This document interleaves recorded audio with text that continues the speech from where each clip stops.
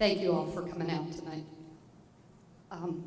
It's a humbling experience to be chosen for such an honor, specifically since this is my part-time job. As many of you know, that I am a school teacher at Glen Landing Middle School and work in Gloucester Township, and that is my day job, and my evening job, which really isn't my evening job because I put as much time into it as I do everything in my life, which many of you know, is to work here at Rowan University. And so it's an honor to be chosen by the student population here at Rowan as well as staff to speak this evening, and I am tremendously humbled. So, some thoughts for you about this lecture tonight. So, by a show of hands, how many of you have had your face on Time magazine? And how many of you know someone who has had their face, and really personally know someone who has had their face on the cover of Time magazine? Exactly what I thought. As I expected, there would be very few of you, and it's not really surprising. So I ask you this question tonight: why is it then we as a culture measure so much of a person's fame and their contribution to society by their image on the cover of a magazine or an interview in the nightly news? In the field I focus my master's on, which is gifted education, there are some people that say gifted and talented is someone who is an adult and who has dramatically changed their field. And so unless you have dramatically changed that field, you are not really gifted and talented. And so you have the Martha Grahams, the Picassos, Thomas Jefferson, Mozart, Stephen Colbert, Bill Gates, Oprah, Da Vinci, and Newton. And they're the people that we measure success by. I'd like to think that there are more of us than more of them. And so consequently, I often think about who are the people that have lived their life, do their daily job, do their daily exercises, whatever that may be, and don't get their face ever on the cover of a magazine or are known for something outstanding in the larger world we live in. I like to think about who are the people who gave us these, a bucket and a wheel. And where would we be without those? So tonight, I'm going to talk to you about how to live a life of interest and how to make that life interesting and fulfilling, how you can use it to inspire yourself and others to achieve, and then how what you do impacts the people we encounter both personally and globally. And I really do believe that that's why I teach. So I think this speaks to the essence of who I am. As Gina explained to you, the last lecture came about. It's actually a tradition that is held at many universities. It existed long before Randy Pausch gave his, but it became more poignant. It became extremely popular because Randy Pausch, unfortunately, ironically, coincidentally, however you want to put it, was suffering from pancreatic cancer at the time that he was chosen to give his speech. And so he really did know that it was going to be his last lecture. It became so poignant that it turned into one of these moments where he wound up on Oprah for it because it went viral. And then, of course, it wound up in the book, which, as most of you, many of you in this room have told me, if I've spoken to you this evening or prior through emails, that you read it you're currently reading it in my middle school where I teach in the 8th grade. You may be reading it at the high school you go to, and you may have read it here at the college. And then many other people have read it just for pleasure. So when Randy gave his speech, he knew that was the case, and there's more than 5 million copies in print now. And of course, when he gave his message, he was really giving it for the fact that it was going to be a legacy, because he knew that his children were not ever going to be with him in old age, and so he wanted to leave them some values and things to think about. I like to think that that's the same with education. The students I have, whether it be here at Rowan, or whether it be students that I have on a daily basis at Glen Landing, or even the adults that I teach through New Jersey Principals and Superintendents Associations, we come in and out of each other's lives, and I think that's really important to stress. We come in and out of each other's lives, and we don't know when we're in a moment that's great. I mean, we know we're in a moment of greatness. It's fun, it's exciting, good things are happening, and we think it's going to last forever. And then one person in our group gets another opportunity and they want to take it. Or one person moves away. And so consequently what happens is that moment that was so exciting, so dynamic, is gone. And then when you stand on the other side of it, you go, oh my gosh, weren't they the great years? Remember when we did? Remember when we thought? So we need to learn to live in the moment, and living in that moment makes us remember people like Randy Pausch. And I have to tell you, it's humbling for me to get up here and speak to you tonight, knowing that he gave his as his last lecture, and knowing that his words are shared with so many people. But I believe that if we learn from his living in the moment, we'll live more lives that are richer and full of, more exciting moments that we then will check off and say, I've lived a good life, and I'm proud of the life that I've lived. So with that said, some of you, came here tonight because you're former students. Some of you are here because your public speaking teacher required you to be here. Not mine. I did not require my students to be here. Some of you are family and friends, and it's humbling to be here standing in front of all of you to tell you some of the things that I think are worth knowing. So humbly and respectfully, I feel that I'm standing on the shoulders of giants, and I'll speak a little bit more about that. The picture here, why am I here? How did I get chosen? Gina explained that to you tonight. There's a lot of reasons why I'm here, I suspect. One of it is I do teach general ed classes, so I know a lot of students on campus. Another reason I'm here tonight is probably because there are a number of students that come to Rowan that I know through Gloucester Township who chose Rowan as the university where they would attend. A number of you I've taught here in the public speaking program. And also I went to school here. I graduated from Rowan University in 1983, and I have a BA in speech, theater, dance, and a BA in English from this university. That is not my picture from college. That is one of my high school graduation pictures. But the picture next to it is a picture of me in my classroom. And I put that picture up, even though it has balloons. It was at the end of the year when students were leaving. And if you look at that picture very carefully, you'll see there are lots and lots of notes on the board. And one of the things my students always has to say about me in the middle school and when I taught high school is that I'm the queen of note-taking. I put lots of notes up. And the reason I do that is because there are just too many things that have to be said, and we got to get it all down so that when you walk away, you've heard it, but you also have time to remember it and muse over it. So these two pictures are me on my way to being a teacher. One of them is early in my career at Glen Landing. So why do I get to talk to you? One, I won the election. Two, this is an interesting thought, snippets. I didn't know what I was going to say to you tonight. I had no idea. And I actually have talked to some of my friends tonight. And one of the things that I said was, oh, this is so daunting. There are so many things I could say, so many things I want to say. And I decided, well, if I really, and I preach about being real, you need to be real in your life. So one of the things I thought was, well, if I'm really real, if there's some message that I've been giving out that I believe everybody should know, I'm already giving it out. And students already know. So I went back through my emails just to find where places over time students had reached out to me to say something was going well in their life. And I decided I would just email them back and say, hey, this is what's happening in my life now. Do you have some sort of thought that you would like to share? I was inundated with emails. Even so much so, a former student emailed me and said, I know that you're not on Facebook, and she understands the reasons why, but would you mind if I put the letter you sent to me up on Facebook so that people respond? And they did. And I can't thank those people who reached out to other people, because I had so many interesting stories from students that are not here tonight to say so many interesting things, both at the students that I've taught at the college level and students that I've taught at the secondary level. But up here on the, this would only happen to me too, those of you who know me. It's snippets. So what I did with all the emails, so you know how I organized this speech, because I'm big on planning for things, and I stress it with my public speaking class. The snippets up there are Post-it notes of the things that I took out of students' emails, things that were original thoughts, not repetitive thoughts. So, and of course I teach in a social studies-based program.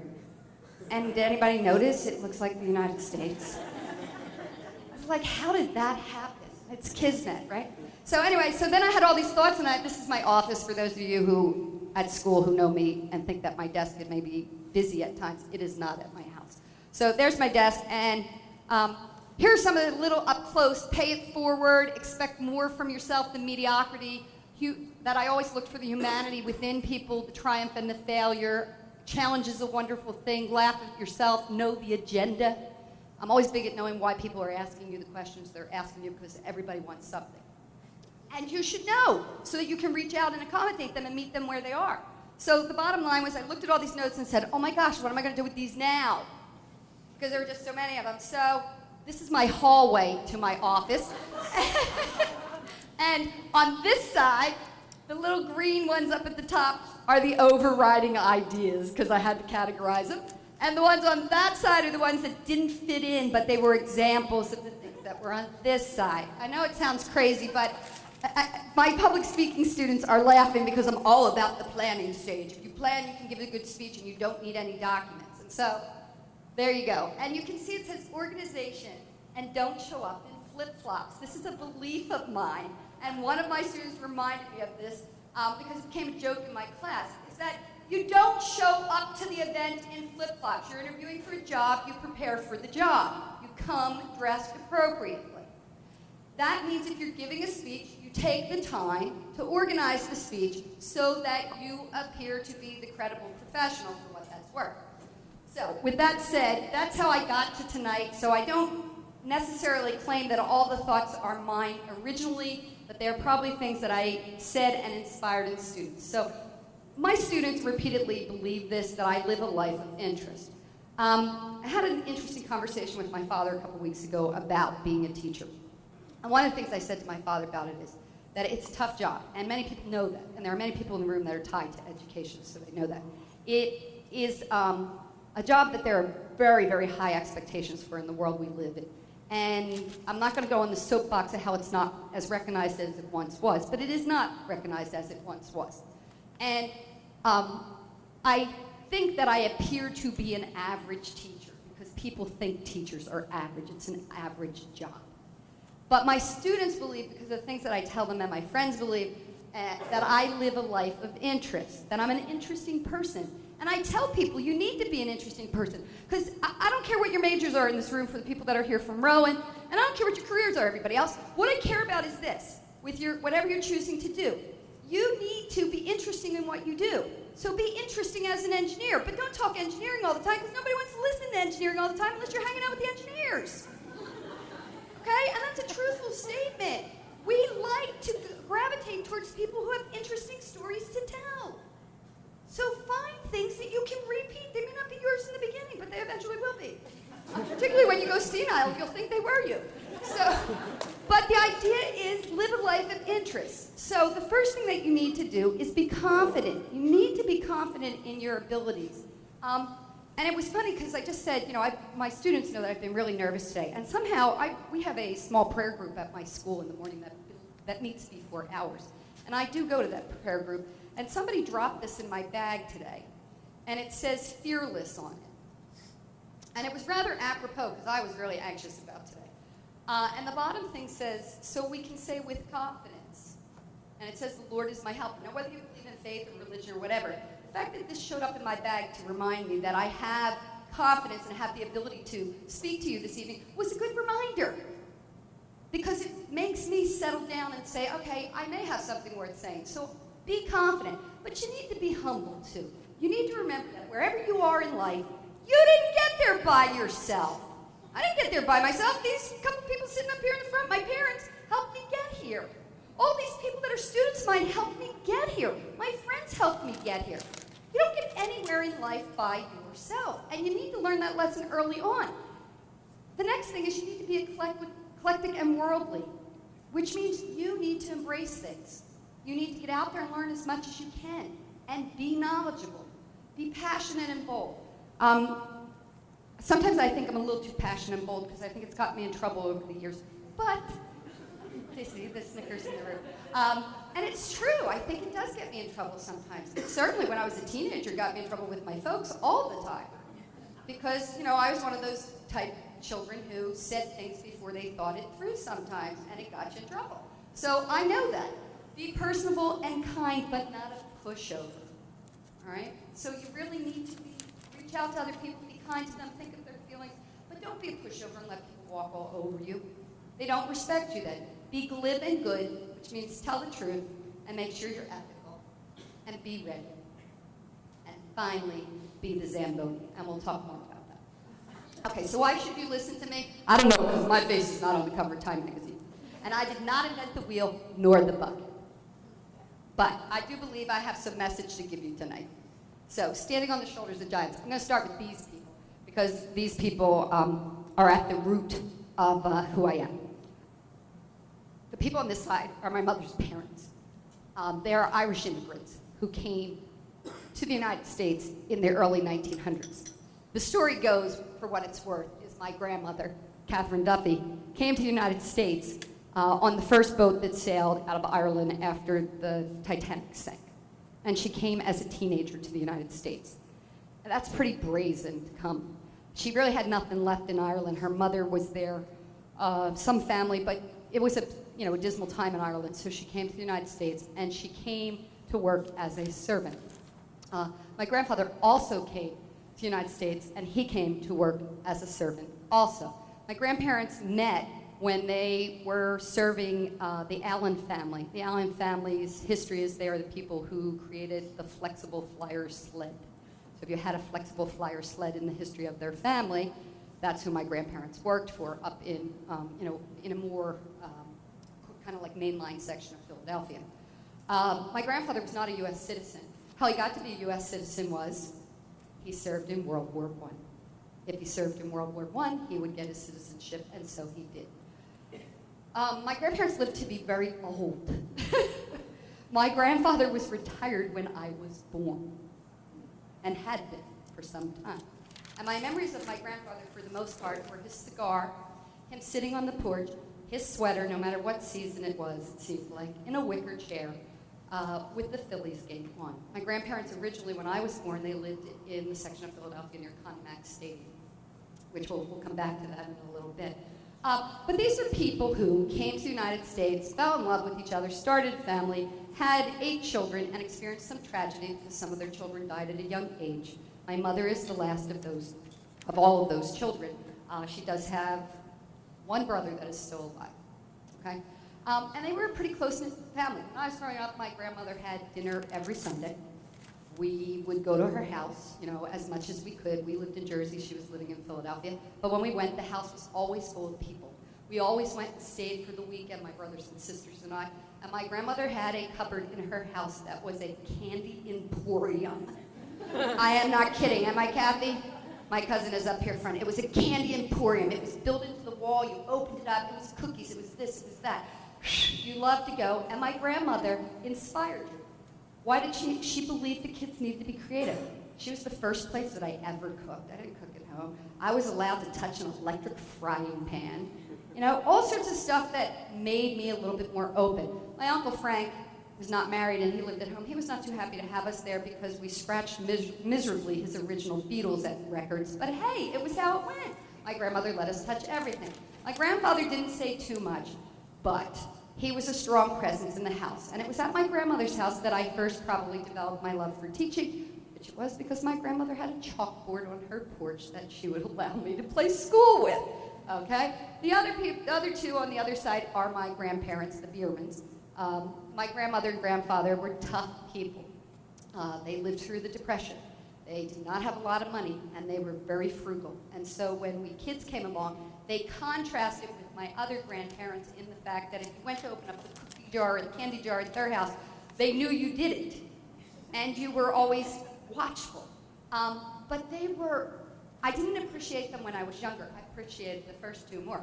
The second two I didn't appreciate because they seemed stricter. But when I got older, I really appreciated them. And I really appreciated them because my grandmother, in particular, was extremely worldly. She read all the time. She traveled. She went whitewater rafting when she was like in her 80s. I mean, she did a number of things. She went to Chicago and fell and, I think it was Chicago, and she broke her arm and had to have pins in it. And she basically told everybody after she was going through the process. And she wasn't intending to come home. She was going to go on with her trip. And she did these things regularly. So these are the type of people I come from. And of course, this is my family, my parents and my siblings, and we were really fashionable in the 1960s, as you can tell. I think the caption of that from actually a scrapbook that I had says, "And look at Mom's hat." We were a close family. There are 4 of us. My brother Dr. Joseph Bierman is a professor here at Rowan. Also, he's the chair of the Radio, Television, Film Department. He's the smashingly tall one there, if anybody's tall, in the little guy size. And then it's my sister Nancy, myself, and my brother Michael, who is the smallest, and then I'm standing next to my brother Joe. My parents were really good providers for us. My mother's brothers had been in the military, and many of them had higher educations. They were engineers, lawyers.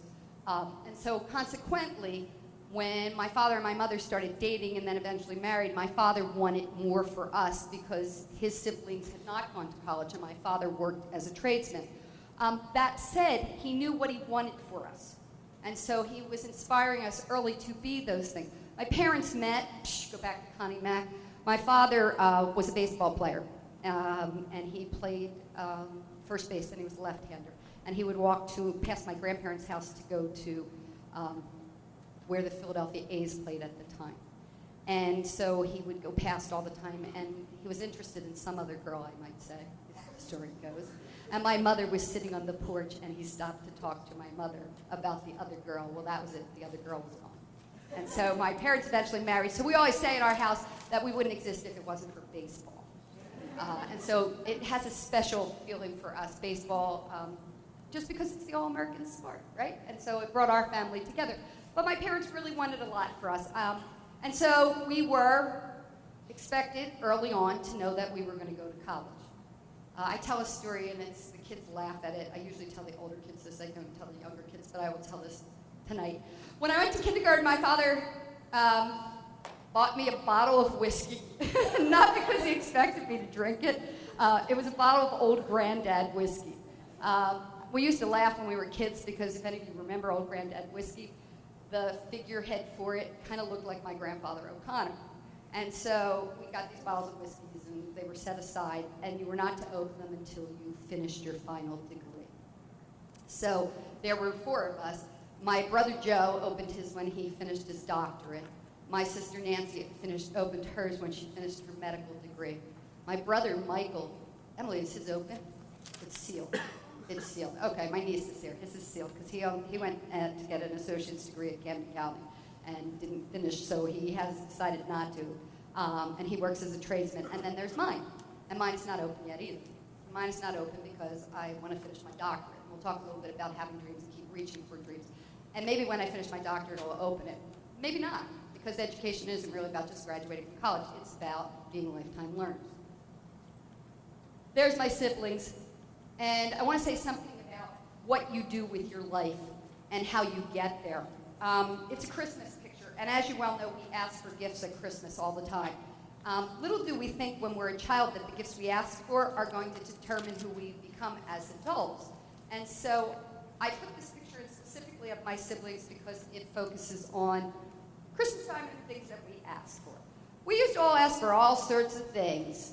And my brother Joe, early on, he's a film professor here, and early on he was filming us with my father's cameras in the backyard. Every summer he was making up plays for us to do, like Planet of the Apes when the movie came out. Our neighborhood was doing it.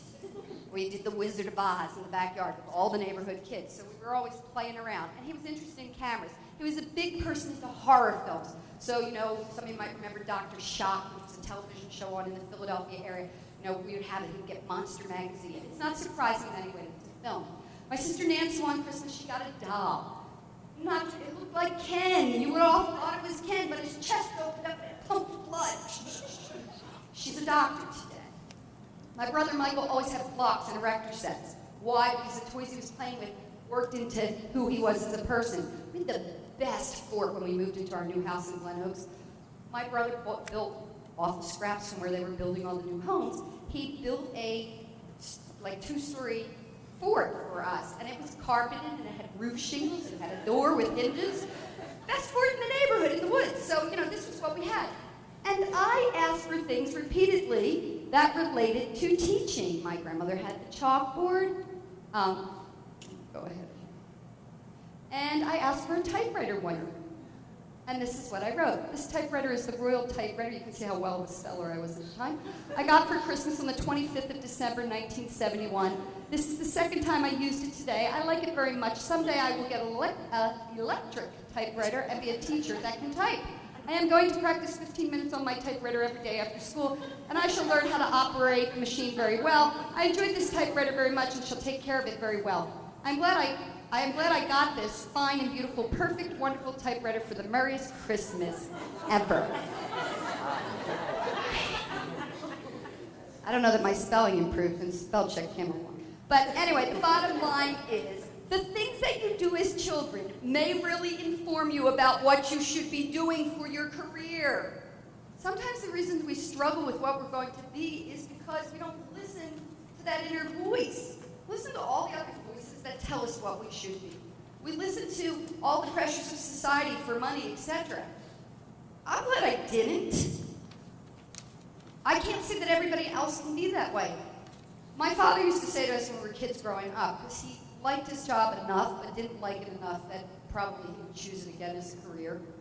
And so he used to say to us, you need to remember that you are going to do whatever you choose to do for a very long time. From the time you're about 23 to 65, it's a very long time to do something you don't like.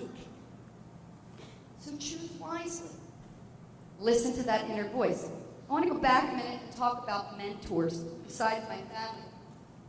People here from Rowan University recognize the two pictures on the side of the gentleman with the glasses. That's Dr. Nathan Karb. Dr. Nathan Karb was the youngest professor, full professor, in the state of New Jersey ever. And he was the longest faculty member teaching here at Rowan University. He just passed away this past summer, and he had been at Rowan, I believe, 52 years, something like that, teaching just here. Very long time. And anybody who ever had him for a class will tell you, he was the funniest, most daunting professor. He was so well-versed in Shakespeare. He was a purist about literature. But he laughed, and he made you laugh. He would come into classes, he was this curmudgeon, and he would climb up on the desk, and he would recite something from Shakespeare. And he pushed you to really understand and be better. And I had the fortune of working with him here at Rowan University. He had a wonderful memory. And I would run into him years later when you would think long gone that he would have forgotten who I was. And I'd be in the ACT meeting, he'd be like, oh, Patty Beerman, how are you? And we'd have this big, long conversation about something. And he would remember everything. And so, his passing saddened me tremendously, because I think some of the things I do in class are the result of the person that he was in class. The gentleman and the woman over to your right is Dr. Joseph Renzulli from the University of Connecticut and his wife, Sally Reese. They are giants in the field of gifted education. I was very fortunate to work with them at the University of Connecticut. Dr. Renzulli is actually an alumnus of Glassboro State College back in the day, which is now Rowan. And his wife, Sally, does a lot of studies on gifted girls. And to me, they were the people who really changed my life in terms of my work with gifted. I wound up being gifted in an oddball way. I was over at a different school in my school district, and kids were cutting class from the gifted program to stay in my class. And I don't usually tell this to my friends, I got called into the principal's office because the kids were telling the gifted teacher that the reason they were in my class was because I was giving tests and stuff and they couldn't leave, which wasn't true at all. I wasn't doing that. And I got called in, and unfortunately I had to say to the principal, look at my lesson plans. I did not have a test today. And of course he pulled them out and found that out, and he was like, what's going on here? And then of course when he questioned the kids were lying. And the kids were lying because they were in a pull-out type of gifted program where they weren't getting grades for it, and they didn't particularly like it, so they didn't want to go down there when they could be in class doing other things. So at the end of that year, there was an opening over at the other building for gifted and talented, and it was suggested that maybe I go over there and work with gifted and talented kids, which was the best change that ever happened in my life. And it's because of that change that I met these two individuals, and they changed my life. They're not just my mentors, they are my personal friends. And I owe an awful lot to what I understand about gifted ed and all the things where I've gone in the field of gifted education because of them. All right, so giants exist. They exist in your life. Look for them. This idea of standing on the shoulders of giants, it is often attributed to Sir Isaac Newton. He didn't actually say it. It's an idea that dates back to the Greeks. But he was the one who made it sort of common. If I have seen further, it is by standing on the shoulders of giants. I only get to be here tonight, standing here and talking to you, because of all the people who have made me who I am. And guess what, everybody? For the most part, it's all of you in this room. I wouldn't be here speaking if it wasn't for how all of you have touched my life and made me who I am.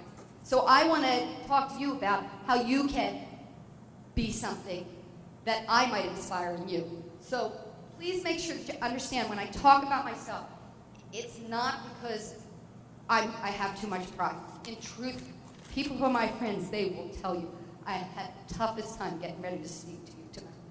And the reason I had the toughest time getting ready to speak to you tonight, one reason is I don't like to speak to adults. But I hate, for all the parents in the room that are students, former students of mine, I hate back to school night. I break out in a sweat every year. I'm always afraid I'm going to say the wrong thing. I can't eat before it.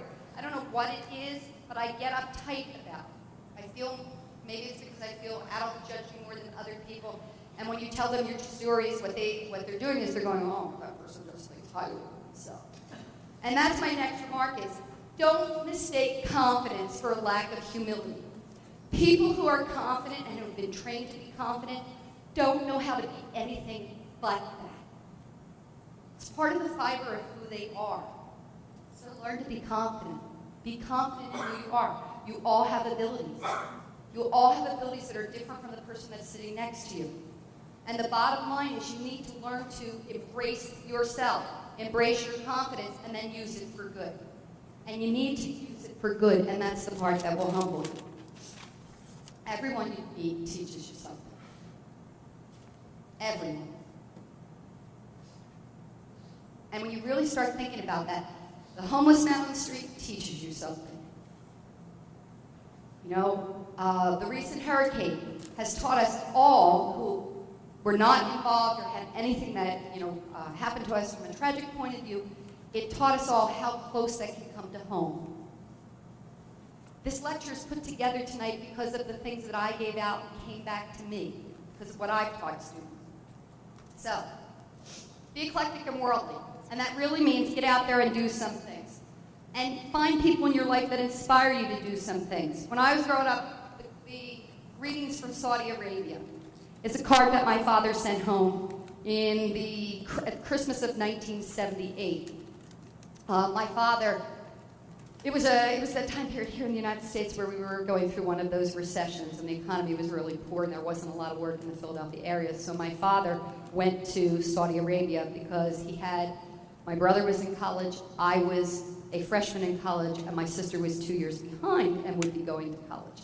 And so my father didn't want to be unemployed because the trades were not building. We were not constructing in Philadelphia, and he was in construction.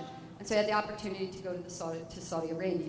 And so he did, but the unfortunate part of it was that he had to go there and stay there. He was not able to come home.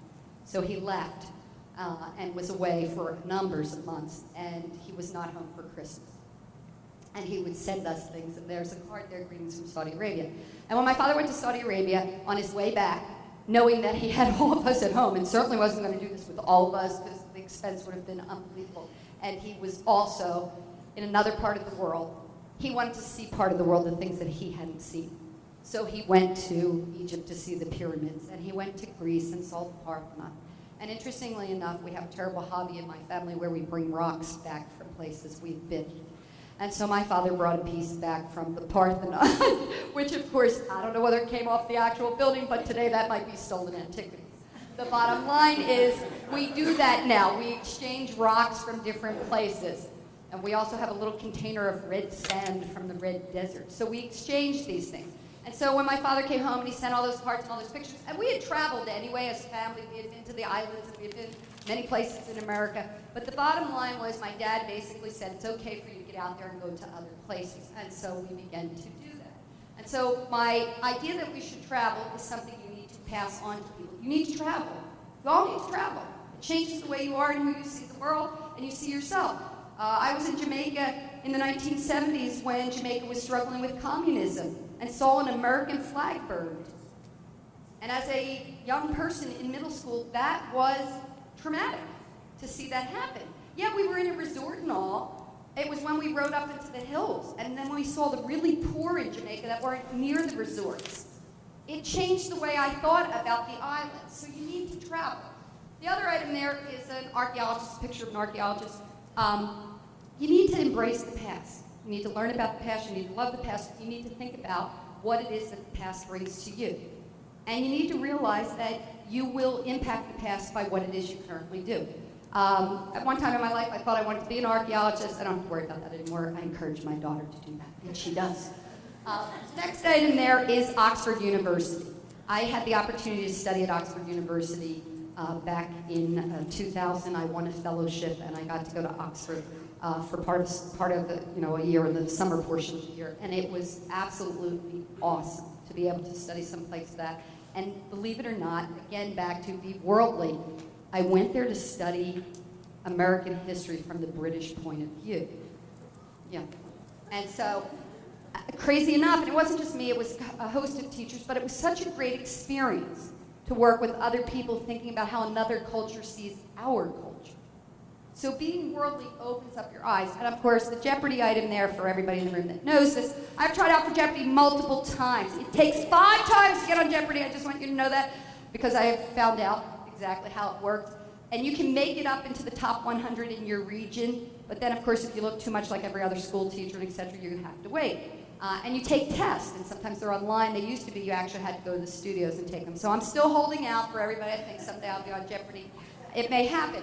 But Jeopardy is a different type of knowledge. It is a different type of knowledge. It's not knowledge, it's trivia. I love that I know a lot of senseless stuff. It makes me very exciting at dinner parties. But it's that other stuff that's up there, the past, traveling, getting out there and exposed, that really makes the difference. So be eclectic and worldly, and encourage other people to take the risk of being the same. You can't read this very well, but this is an interesting example of the emails that I received. This came from a former student of mine, Myra, who apologized that she couldn't be here tonight. But one of the things that she wrote about her is that she is pretty darn eclectic, and she's pretty much a risk taker. And she is currently in China. She's in Shanghai, and she is representing Gap there as a marketing manager to try to sell Chinese Gap styles.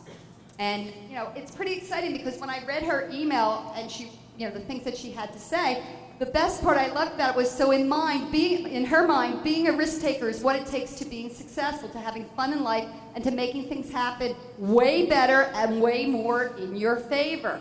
So she's embraced this idea of being eclectic, getting out there and doing this kind of stuff.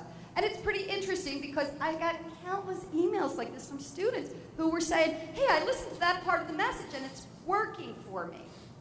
Okay, so you have to have a backpack of knowledge, and everybody knows that I preach this kind of stuff. There's just some things in life that you have to be prepared for. And you can see that piece of artwork there.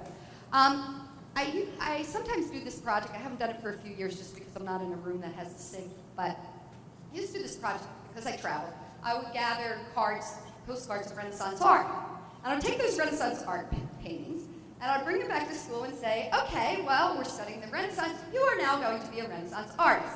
Pick one of these. We've taught you about perspective and how to grid, and you are going to get yourself a canvas, and you're going to take that canvas, and you are going to divide it up, and you are going to copy one of the paintings that you choose from the things that I gave you. And I would paint every day in class. I had a good principal that would allow me to do that at that time. And my kids would paint for a portion of the period, every day for weeks on end. And I see people shaking their heads. And many of these students still have their paintings. This is one that somebody who thought he couldn't paint did. And he didn't take it home. So I saved it. And his sister actually wrote to me, and I was hoping she was coming tonight. Brooke Shellock, are you here? It's Ryan Shellock's, right? You knew it. You called it from back in the day when you were in class, right? So he thought he couldn't paint. I can't tell you how many kids there or adults in this room are sitting here thought they couldn't paint and told me they still have these paintings. So expand your backpack.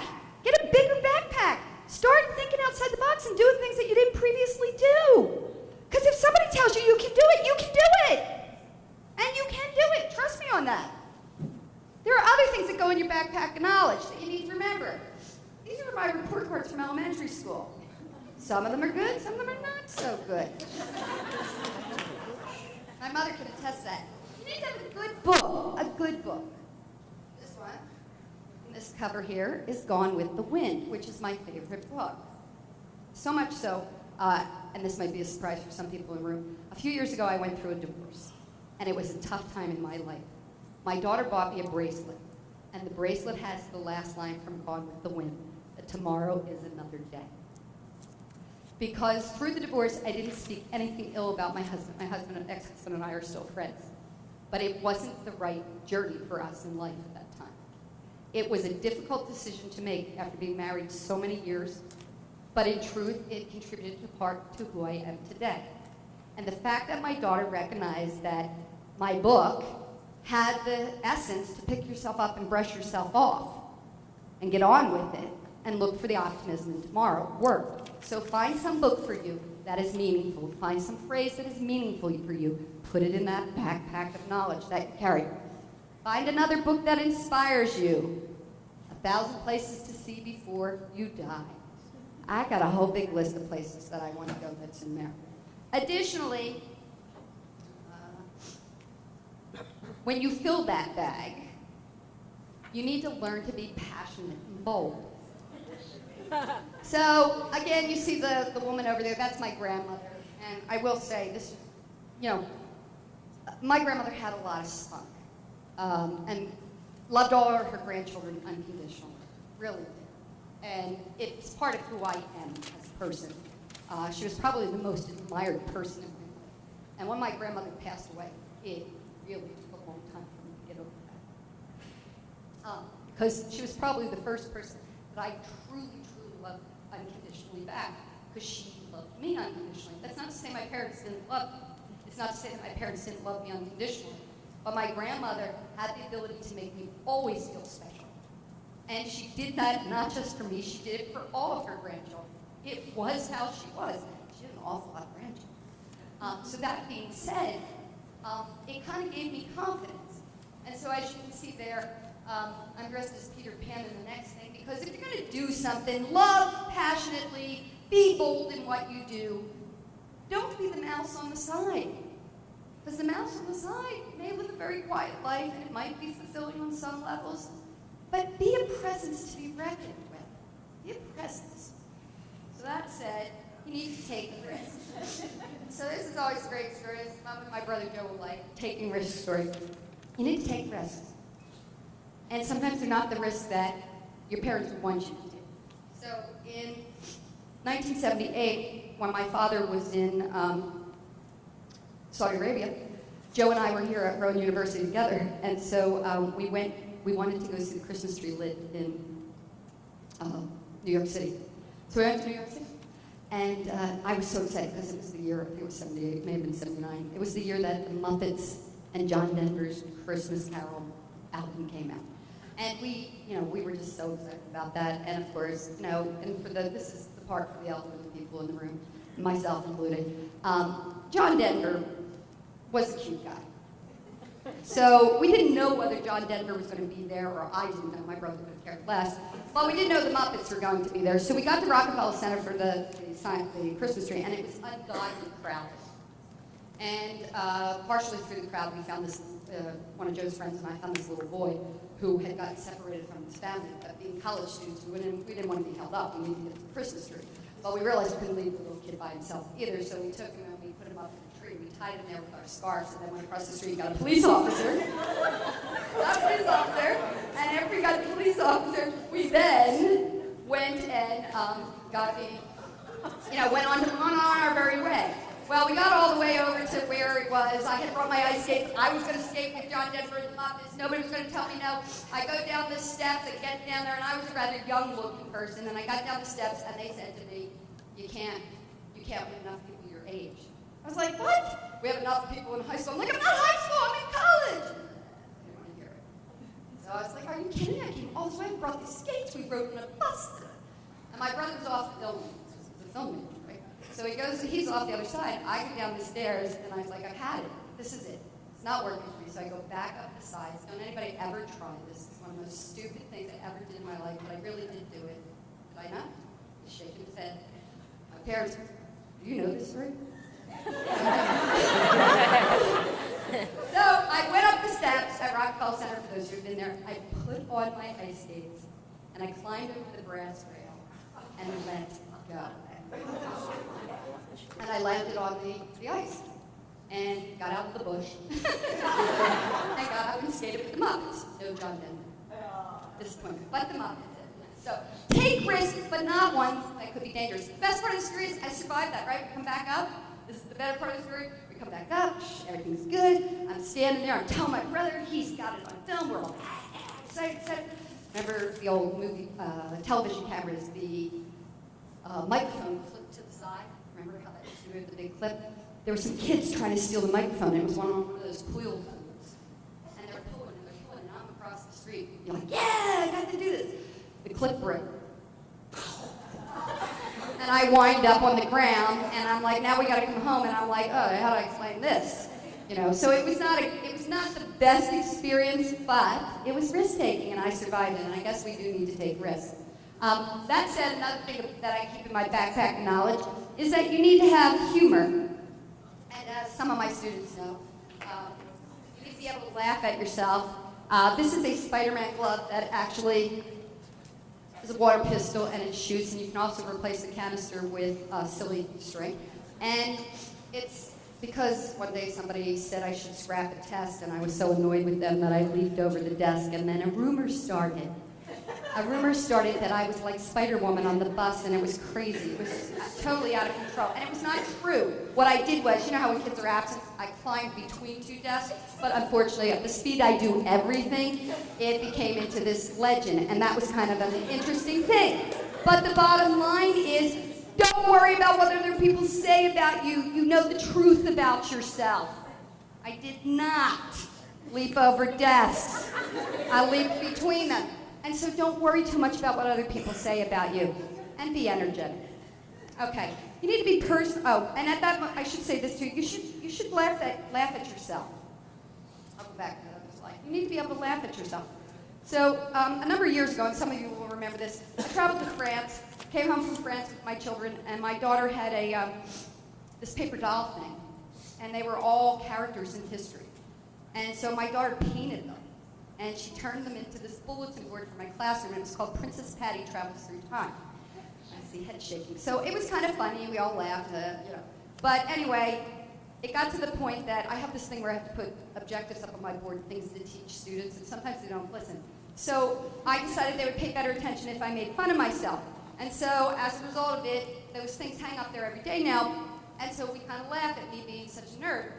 This is Patty as a Simpson. My hair was longer at that time.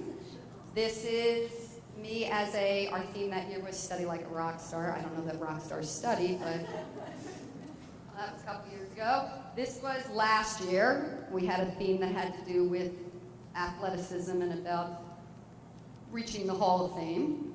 And then this is me. This year, it's the going for the gold in the really bad Ralph Lauren outfit. So you need to learn to laugh at yourself. You need to put these things around yourself, and you need to find a good picture of yourself that reminds you.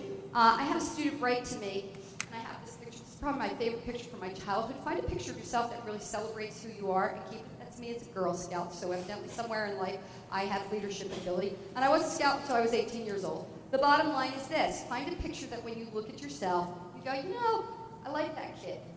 I recently, and I have this in this bag also, I had a young woman who wrote to me recently and actually wrote about that I used to say to my class, and I still say to my class, when you're really down and you're feeling bad about yourself, you need to know something about yourself that you like. I know that I like my eyes. And the reason I know I like my eyes is because my whole entire life, everybody's always told me to have good-looking eyes, you know, pretty eyes. So when it's a bad day and I catch a glimpse of myself in the mirror, I go, yeah, it ain't going well, but you've got nice eyes. And I actually got an email from a kid about that. I got an email that said that. And the funny thing was, in the meantime, going through stuff for this, I found this card. You should keep a hero file on yourself, a file that has good things about yourself. I had a mentor give me that as a piece of advice, and it was the best thing I ever had to do because when I went to do resumes, I had the stuff I needed. When I had to prove myself at the end of the year at the school that I had done enough good things for the school, I had the stuff in the hero file. If I ever needed to make a scrapbook, I had the stuff in the hero file. And it was a, administrator who told me to do that. I went through the stuff and I found this card. And it was from the same girl who wrote me about the thing about the eyes, and she told me that she had decided about herself that she had a really good smile. Well, this paper that she gave me, she was suffering from severe depression in middle school. And she had written me this card about just being the person who was listening. And so I sometimes think we need to hold on to things like this so that it reminds us that on a bad day when we think we've been really crummy to other people, we do some good. And we should probably do more good. So be those people. And that comes up to being personable and kind, but not a pushover. Most of my students have become my friends in life. And one of the things that I think we need to remember about going through life is this, whether it's students, it's your friends, whatever. Getting an award, being up here like tonight for an honor, it makes people who are in those positions seem competitive. And I don't know that that's accurate. As I said before, I think sometimes you are who you are. If you're a perfectionist, you can't be unperfect. There are just things about ourselves, and we give other people a hard time about that when it's them. When somebody's always the student who does well, it's like, oh, God, look at that. They can't help it. It's who they are. You're snickering at a little bit, because you were that kid, right? I see head shaking. So they can't help it. It's a sickness. It is, in a nice way. It's a positive sickness. We'd rather have that than something else. So you got to recognize that in other people. You need to meet people where they are. Be personable to them and be kind to them. I learned that, that journey the hard way. My younger brother and I, there were years that we fought tremendously. And part of it was that sometimes I was a jerk, sometimes he was a jerk. My younger brother has had a harder time in life. He has dyslexia. So when everything came easy to me and it all looked so great, it wasn't as easy for him to learn to read, particularly since I was extremely well-read. So it was hard coming the fourth in a family behind people who were very successful in their high school careers, etc. And I've told this to my students. I have said that when my husband and I were married and my kids were little, if anything had ever happened to my husband or I, my brother, that is the Mason, is the one who would have gotten my children to raise. That's where they were going. Because he is a fabulous parent, and so too is his wife.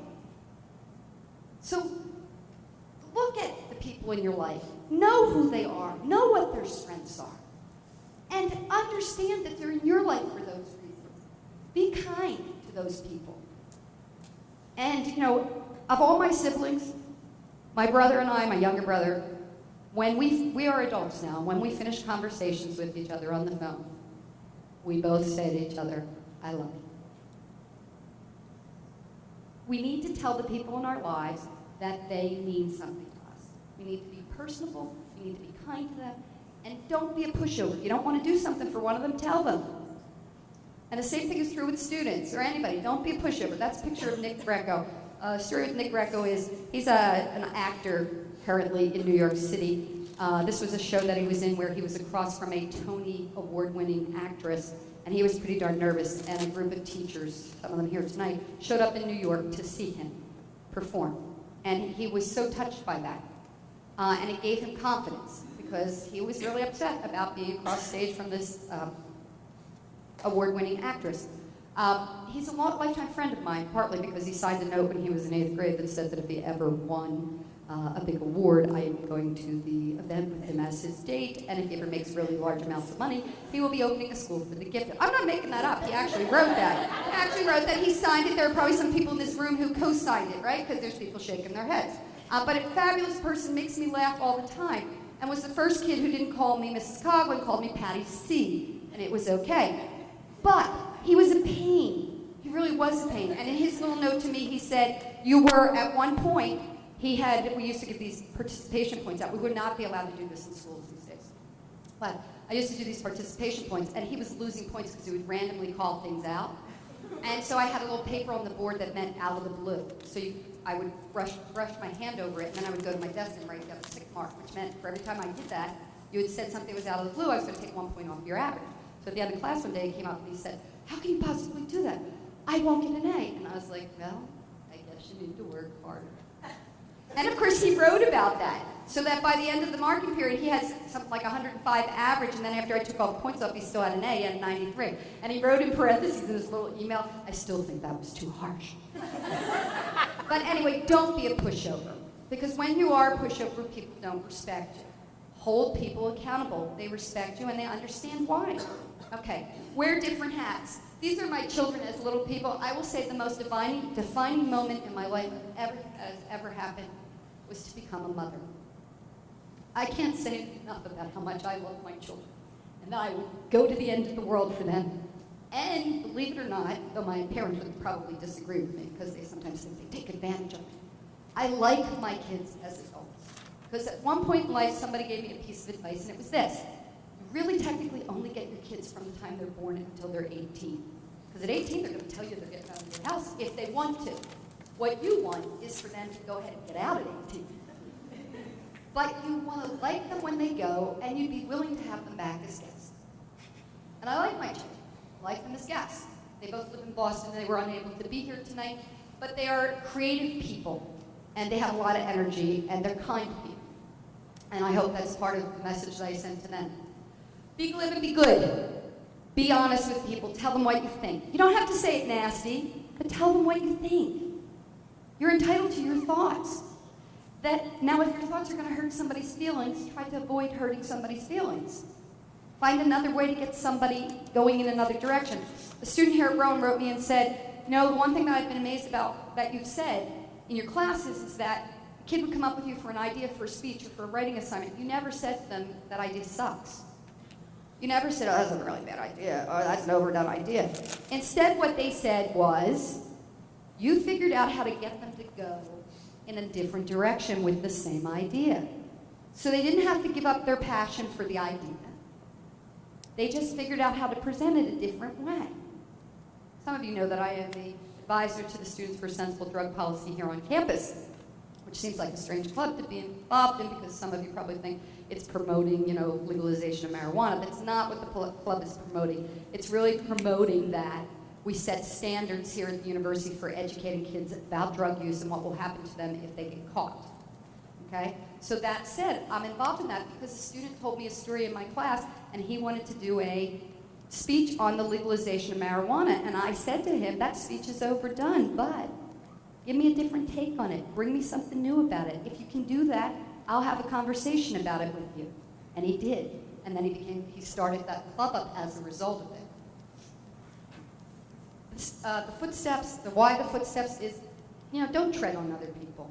We go through life, and that's back to that competitive piece. We go through life where we are, working with each other. We need to remember that we are not climbing a ladder to get to the top. We walk through life together. And the more we can walk through life together, then the more people show up at an event like this tonight. Because there is some meaning to it. Be ready. Why do you need to be ready? Because you never know what's going to happen. If you are ready, you are observant, and you are paying attention, some great things will happen in your life. Death of the Salesman. In 1983, my brother lived in New York. I had bought tickets to go see Death of the Salesman. We are in New York, and I'm waiting for my brother outside of the theater. And I'm waiting, we got there a little early, we're going to go get something to eat, looking down the street. Every time we come up, there's a gaggle of girls running to see if this is Dustin Hoffman, to see if it's, for those of you who are younger, that's what Mr. Megorium's Magic Emporium, or Hook, for anybody who doesn't know.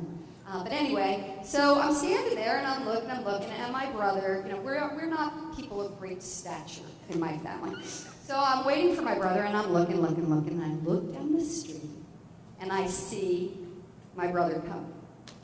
And I'm thinking to myself, how disgusting. He's got a New York Yankees hat on. What is this about? What is this about? He should be a Phillies fan, right? I'm watching. And all of a sudden, I see that it's Dustin Hoffman. Because he's almost right in my face, and I'm leaning against the stage door. And now I have a choice. Do I out him to all these girls over here looking for him? Do I try to get his autograph myself? Or do I treat him like the human being he is and move? So I moved and I pulled the door and opened it up. And he went in, looked at me, thanked me, went back, and then the guy that handles the door came out and thanked me again. Why? I was ready for the moment. I recognized that it was Dustin Hoffman, not my brother. The same thing is true over here. This is Dr. Ben Carson. Some of you may have seen the story Gifted Hands. A number of years ago, I say to my kids, think big, think big, think big. Don't think small, think big. And so I said to a student who wanted to be a neurologist, what do you know about this guy? So she started to investigate about him. She investigated about him. When she investigated about him, she said, hey, you think I could write a letter to him and invite him to come speak to our class? I was like, sure, go ahead. What's he going to say? No. That's another philosophy of life. What's the worst people can say is no. Wow, that's no different from what you had the moment ago because you didn't have it, so at least ask. They say, no, you're still at the same spot. So she writes the letter. He writes back, well, I can't come to you, but if you can get to me, I will let you come to a lecture series I do called, believe it or not, Think Big. So we go and I'm like, my principal was like, I don't know about this. We put together a presentation, we went to the board meeting, and the board approved it and allowed us to do a fundraiser. Plus, we got donations from all other groups of people, and we were able to do it. So we got to meet Dr. Ben Carson, Think Big. This picture here is another oddball moment in life. There are only 12 men who have walked on the moon. That's one of them. That's Buzz Aldrin, and that's my children. We went to the Smithsonian. Who was there? Buzz Aldrin. He was signing books. Got up in line. My little kids bought a big book, got him to sign it because they were the only little kids in line getting a Buzz Aldrin signed book because the space thing was a big thing in my house growing up. So my son gets up there and he's like, where are you from? New Jersey. Oh, I grew up in New Jersey for a while. Buzz Aldrin and Ian started talking. Have a great day, son. Dinner time, we go to Planet Hollywood. We're in line at Planet Hollywood, right in the front line. Limo pulls up, Buzz Aldrin gets out, turns around, looks, sees us, goes in.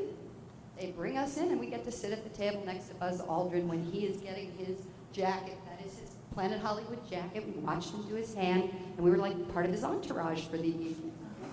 Why? Because we were there paying attention.